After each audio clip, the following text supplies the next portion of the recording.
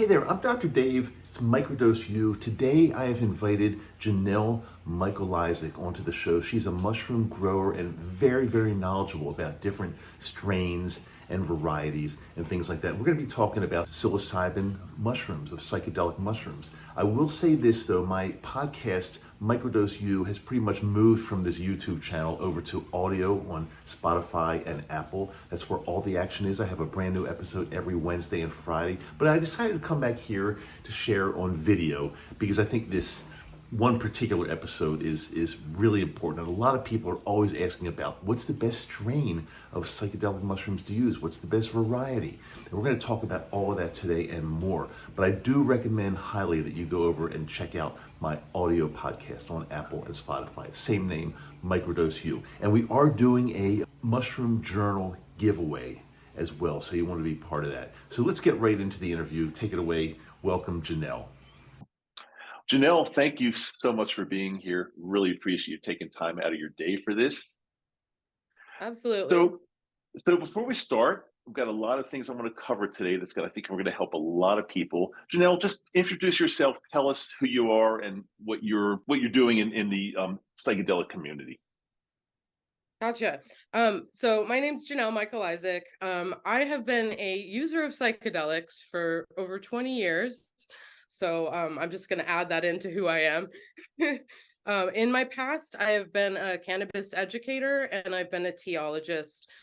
I'm currently working with psilocybin mushrooms, and I like to call myself a psilocybin advocate versus anything else because I like to advocate for their usage medicinally, recreationally, and I would like to advocate for their decriminalization as well.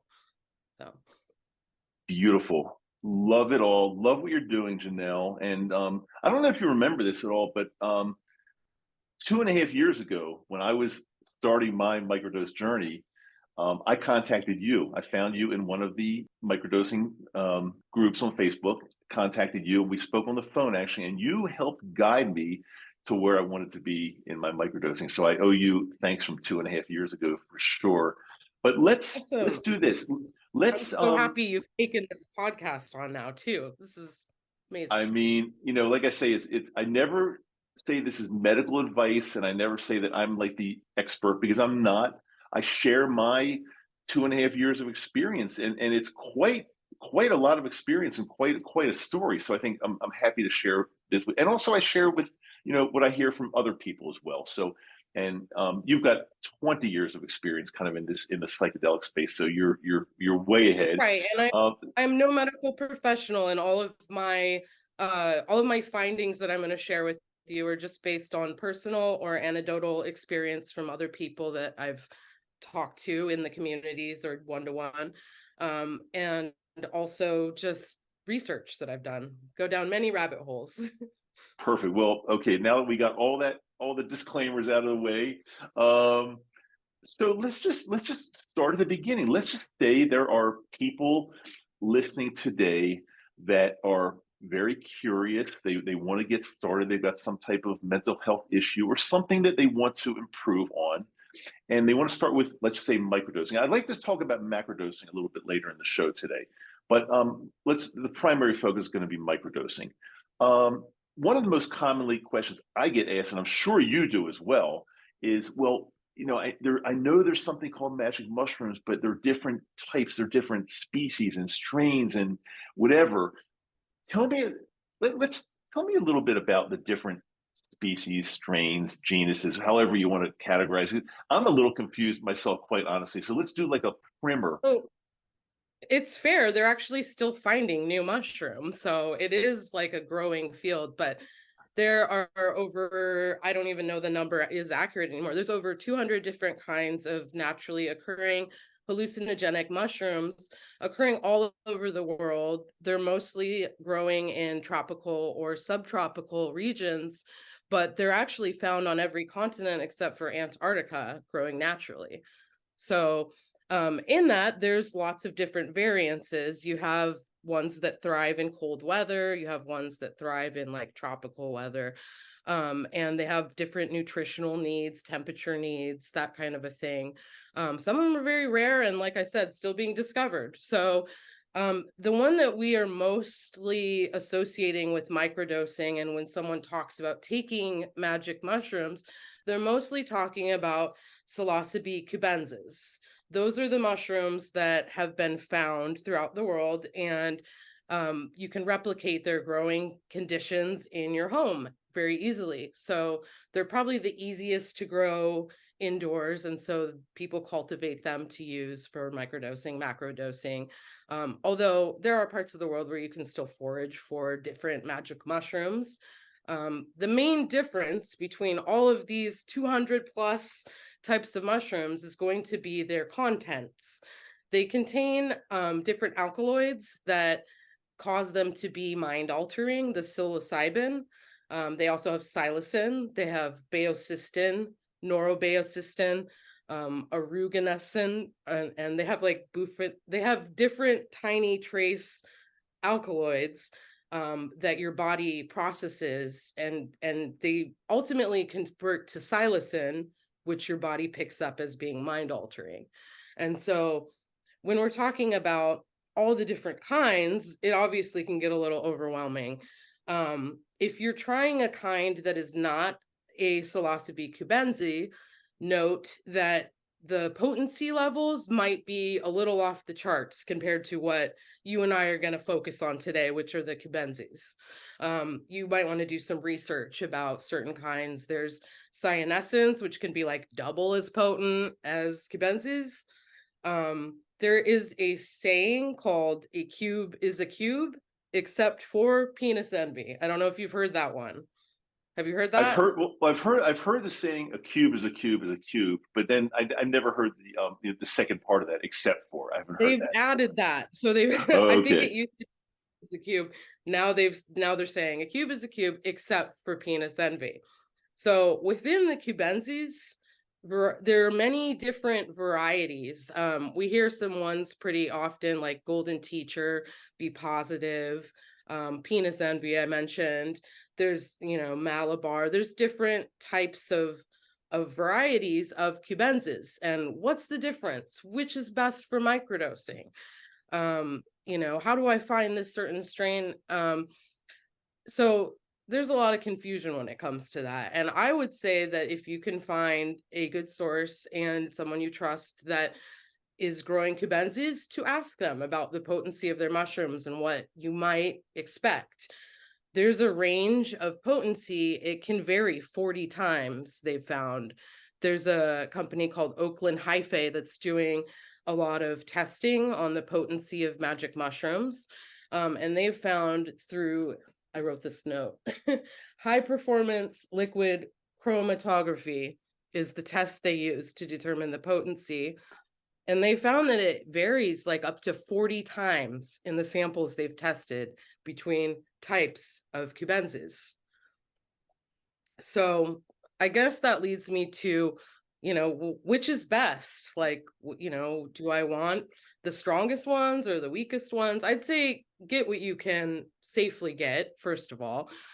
And any of them can be good for microdosing or macrodosing, but you just kind of have to know your potency and go from there. And it's very subjective. Okay, but let's say somebody, Janelle, let's say somebody is starting and they don't know a whole lot, but they've got somebody they're connected with that's I guess growing or can get them their medicine. And Mhm. if they could ask the grower, like, I'm starting to microdose. I like the best type of I like the best variety for microdosing. What would you say? What is? Can you give maybe your top one or top three varieties for microdosing? So this is where this is where it's a little difficult for me because I would say any of them can be useful. I Okay. personally grow a few different types of mushrooms, and in the beginning I was microdosing and trying to determine like which strain was best. And I found that in the low amounts I was taking, there really wasn't a ton of differences between, like, one day I would feel a little like creative, like a little like uplifted or creative, and the next day I might feel a little more introspective. But I didn't really find that it had to do with the variety of mushroom I was taking. I found it more had to do with the dosage. Like if the potency was way higher on one versus the other, I would notice that. Or I would notice like the set and the setting, like how the day started out, how the day was going. I just happened to have a more introspective kind of a day, even though I took the same exact thing. So I found that that can actually that can lend itself to your experience a little more than which variety you're taking. And let me just break down, I guess, like why are they different? You know, how are they, why is there golden teachers? Why is there ape? A lot of Cubensis are named for where they're found in the world. Like you have Burma's Amazonian, Alacubensis were found in Alabama, which is kind of a funny um, link. But there's, you know, Kosamoy there's all these mushrooms named for the location they're naturally found growing.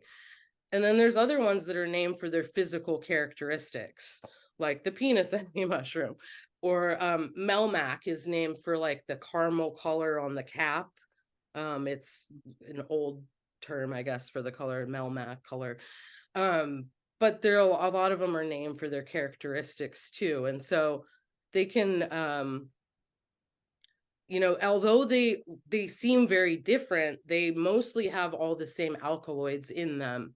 The amounts just might vary a little, if that makes sense. It So does. it's not So, necessarily there's one type that's best. I would say just, you know, you're looking for something that delivers consistent results. Like if you mm, can stick with one variety and figure out what a good dosage is on that variety, you're ultimately going to be getting about the same effects as you would from a different one. Your potency levels might just be a little different. So okay. there So what? are, with that said, there are heavier, like for example, the penis envy mushroom or ape, albino penis envy is another popular one. Those ones are known to be like heavier or more potent. And for me, that means it feels a little heavier in the body. I might not feel as like uplifted from them. I might just kind of be a little more like inwards, or, you know, physically get a sensation like, oh, I need to sit down or something, you know, physically like more relaxing and have more of an effect than like the golden teachers, which tend to be a little more uplifting because they're a little lower in potency.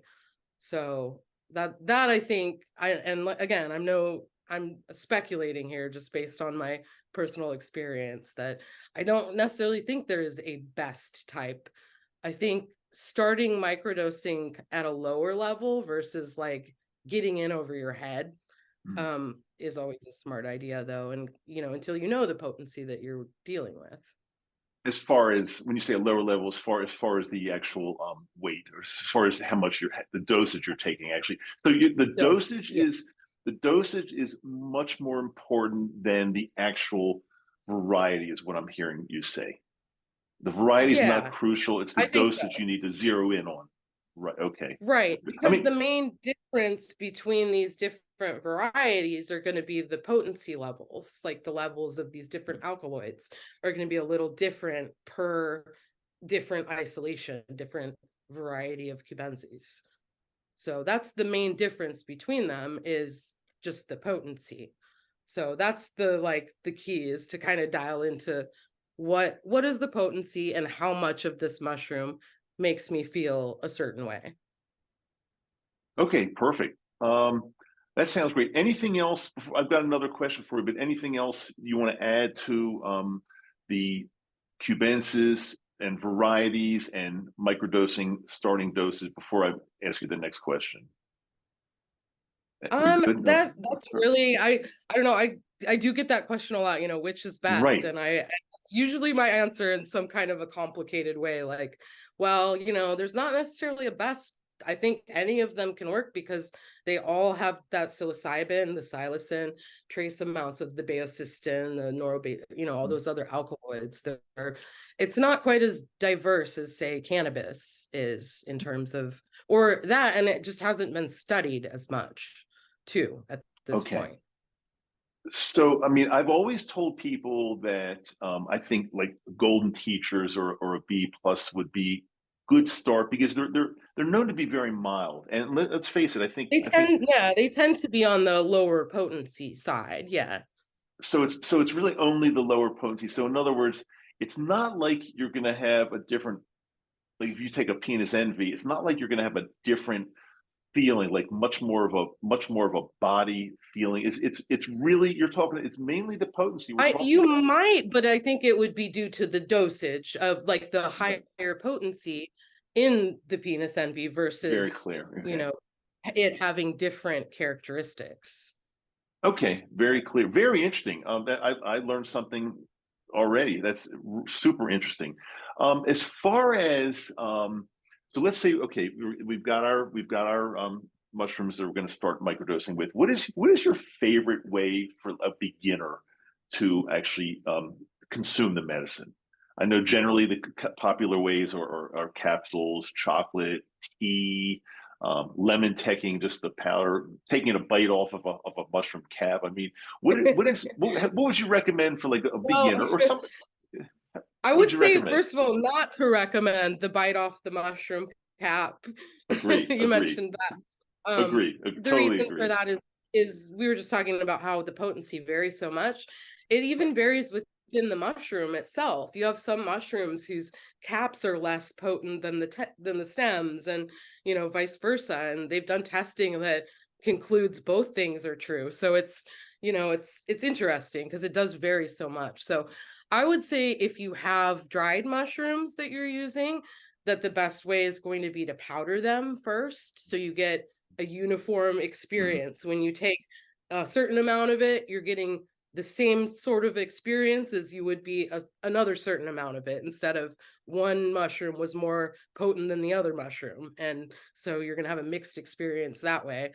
And then something that you can kind of check in on, like I would say that if you're going to use, powdered mushrooms like that, to weigh your doses, to note like, hey, I'm taking this amount this day, so you can track like, did I feel any different? Did I feel too different?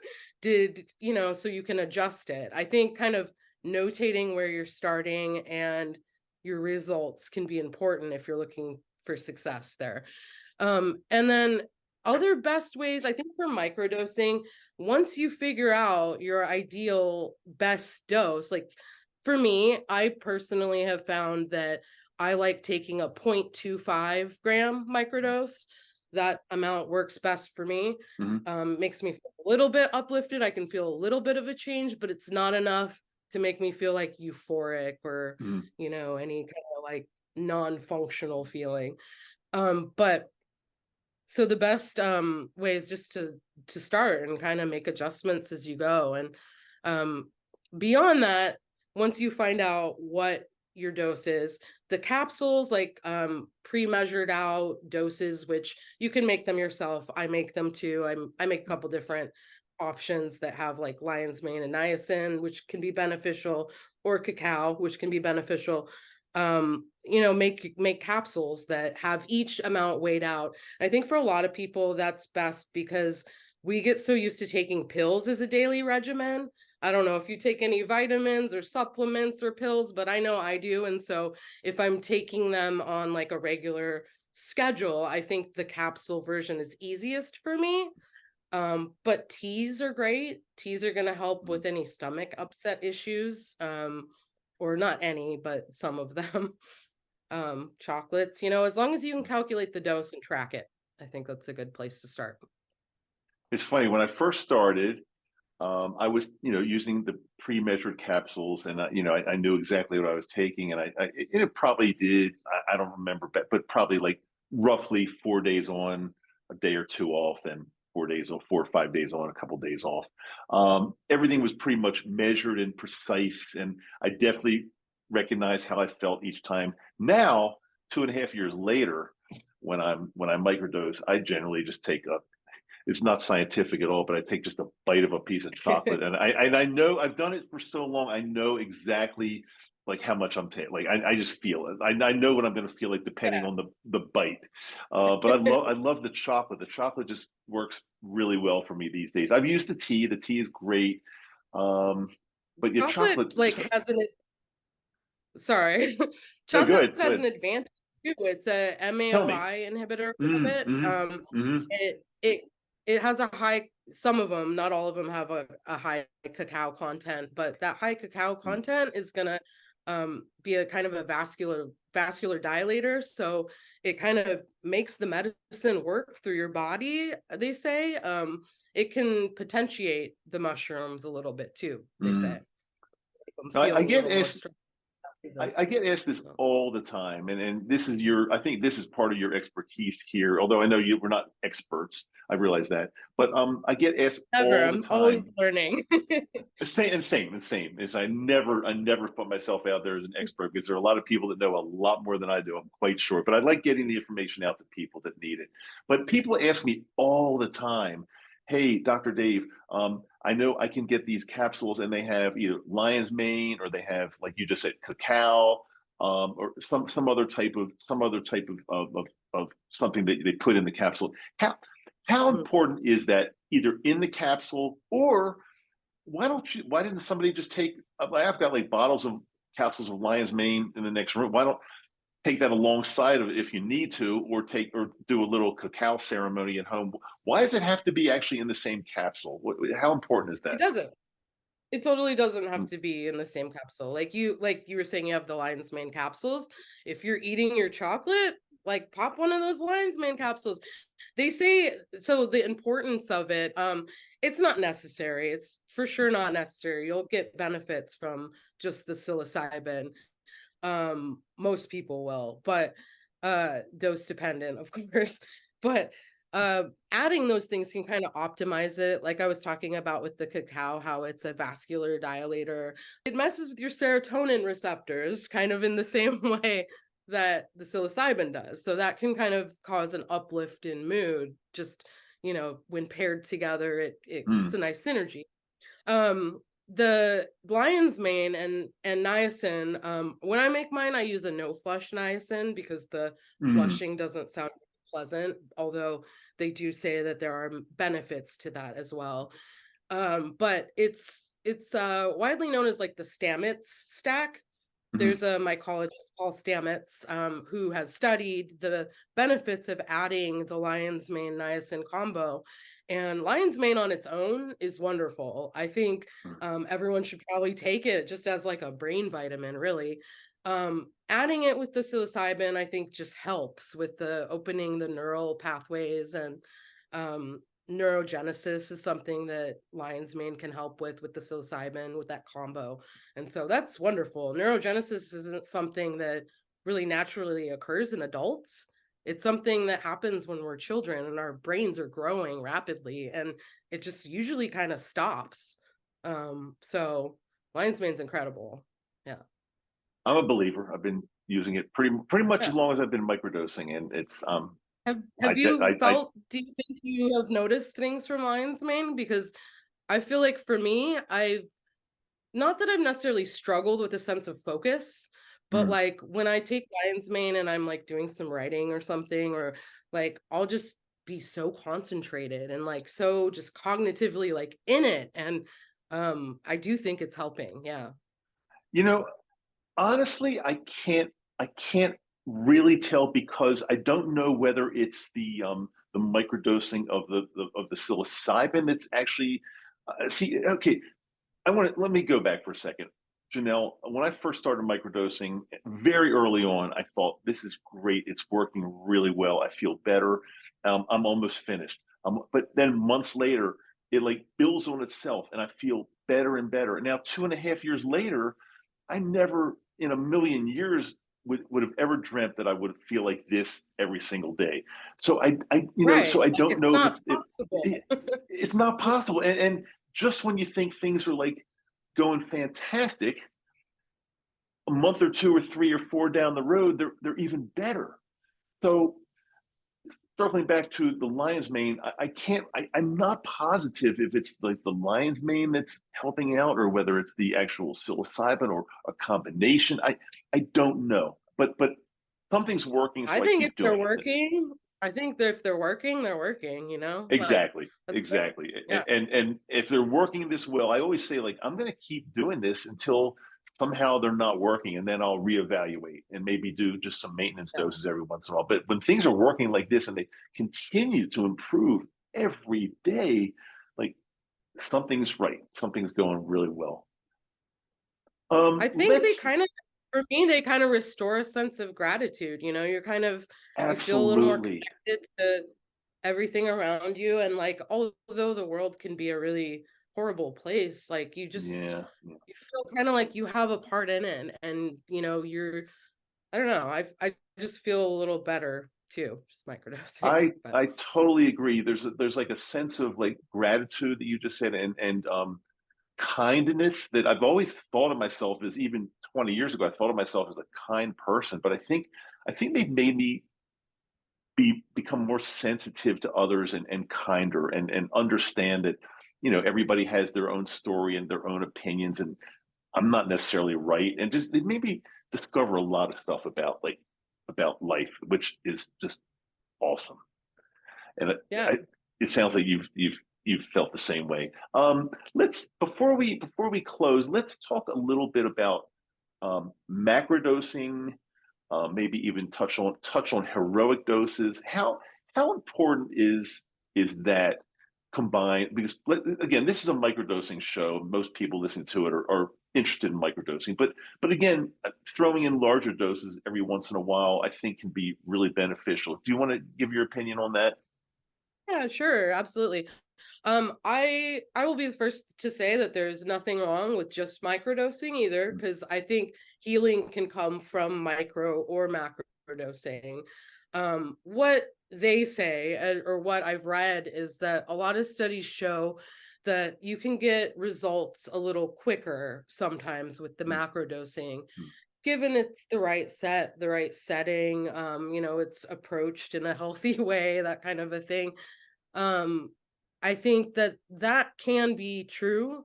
I know for me, I haven't done many heroic trips, but I have had recreational ones of higher doses, and I do think that I've gained something from all of those higher, um I guess, journeys that I've been on.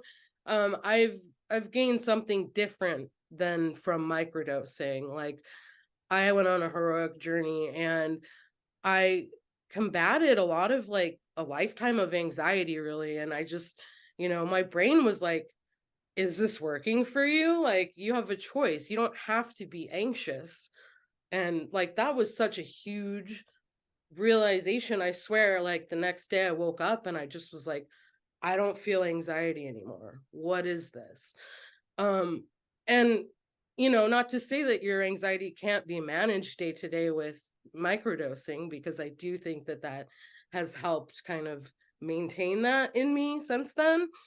But I do think that there is a lot of potential in, what happens is, the science behind it is, your brain shifts its default thinking mode when it's on mushrooms, and it kind of, you can look at scenarios a little differently. I was able to look at Mm, how the anxiety was kind of controlling me in a lot of ways. mm, And I was like, wow, that's really unhealthy. Is this what I want for myself?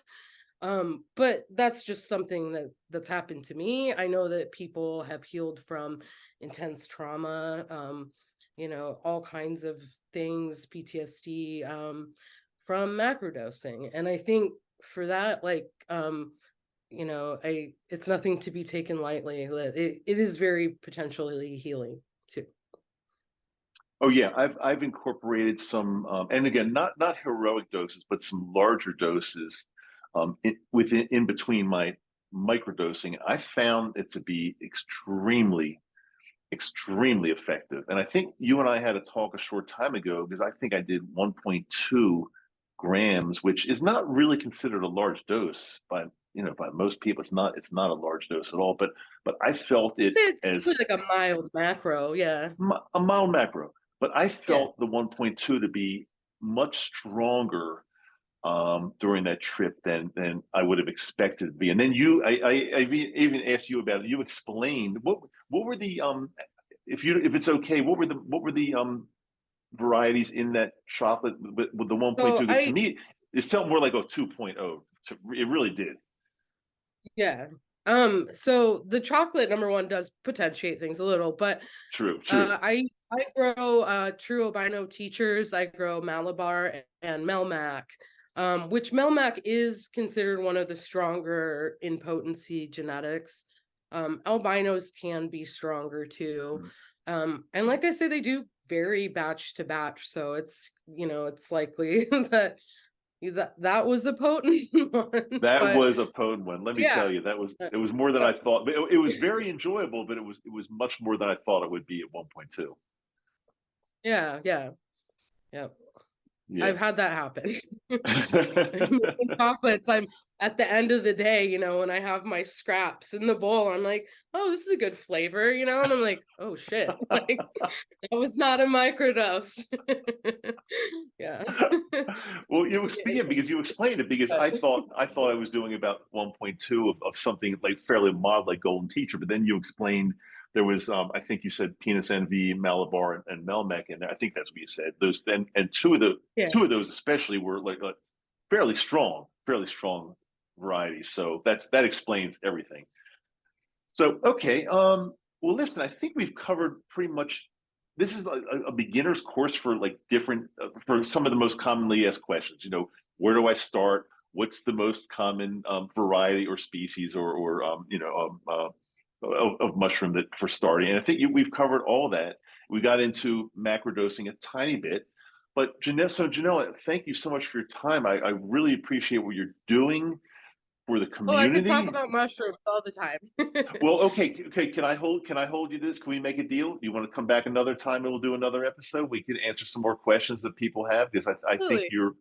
you're a wonderful resource of information. Let's do that. In the meantime, if it's okay, do you want to share, if somebody has a question for you, do you want to share how somebody can reach you? Is that all right? Sure. And, Sure. and also So I'll put it in the show notes as well. I'll leave it in the show notes, so if great. somebody doesn't have a pen with them, and they can just check the show notes. Sure. I'm best reached by email, and that's bluemoodfood@gmail.com. And then I also have an Instagram, bluemoodfood2. My first account got shut down. But those are probably the Sorry. best ways to stay in touch. I do have an informational website with only just kind of writing and blog about mushrooms, optimizing, utilizing them, that kind of stuff. And that is at www.spinningtoadgenetics.com. And that's just my writing and stuff about that. So Spinning Toad Genetic. I got to make a note of that because I don't even think I've seen that site right there. So spinningtoadgenetics.com. I'll absolutely check that out, and I'll put that in the show notes as well. Janelle, thank you so much for taking your time. I really appreciate you and what you've done. And again, every time, whenever I have a question, Janelle is one of the people that I go to right away, and she I'm happy always to helps tell you me. when I don't know too. If I don't know the answer to the question, I will try to point you to the best resources. Well, let me tell you, that's what I love about you. You're straightforward, straight shooter, and you don't make stuff up. If you don't know the answer, you will clearly say, I just don't know. Check this out. I will research it. I will find out for you. I love it. I love it. Well, again, thank you so much for your time. Thank you for what you're doing. And we will absolutely do this again, Janelle, if that's okay with you. Great. Yeah, I'd love to. Sounds great. Thank Thanks you for so doing much. the podcast. Thank you.